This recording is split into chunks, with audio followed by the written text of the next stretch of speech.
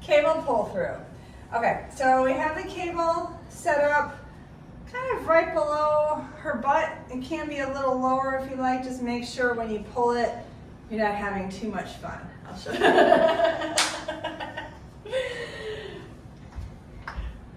All right, so we want to make sure the cables aren't too close to her privates. All right, so she's moving away from the cable machine to have enough room for her hinge. You can also do this with bands, either a band tied to a barbell or a resistance band in a door. So you don't need the cable machine. For our purposes here, she's going with a wide stance, which is going to target a little bit more of her abductors, the outsides of the legs, also glutes. You can do a narrower stance if you're trying to target more hamstrings. All right, so we got shoulders pulled back and down, hips, quads, and core. Chest is nice and big. You will notice she is leaning slightly forward. If she tries to stand straight up, she's going to be flung back into the wall, and that's just not part of today's workout. All right, she's going into her hinge. Beautiful. The arms are tracking back underneath here. When her butt has no more room to go back, she's going to squeeze the glutes and stand up. Good. And again. So notice we have alignment here. She's got a nice neutral spine. Good.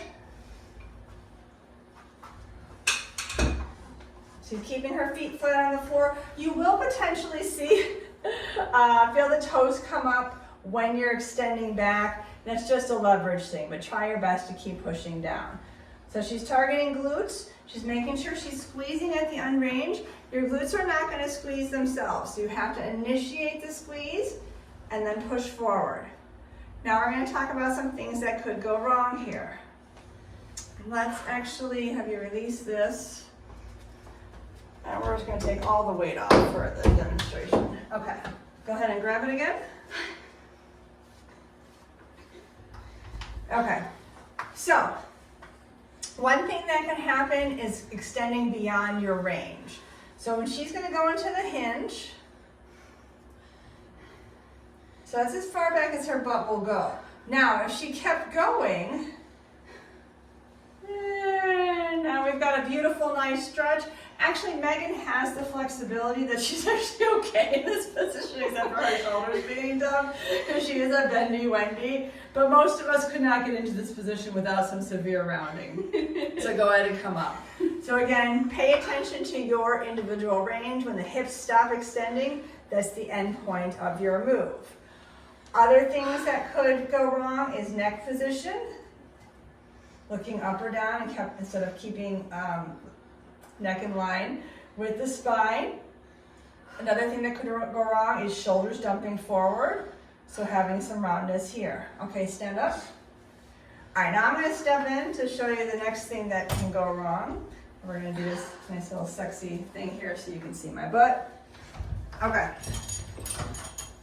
So, remember I said you want to squeeze the glutes at the end range of extension before you push up. Shoulders, hips, quads, core.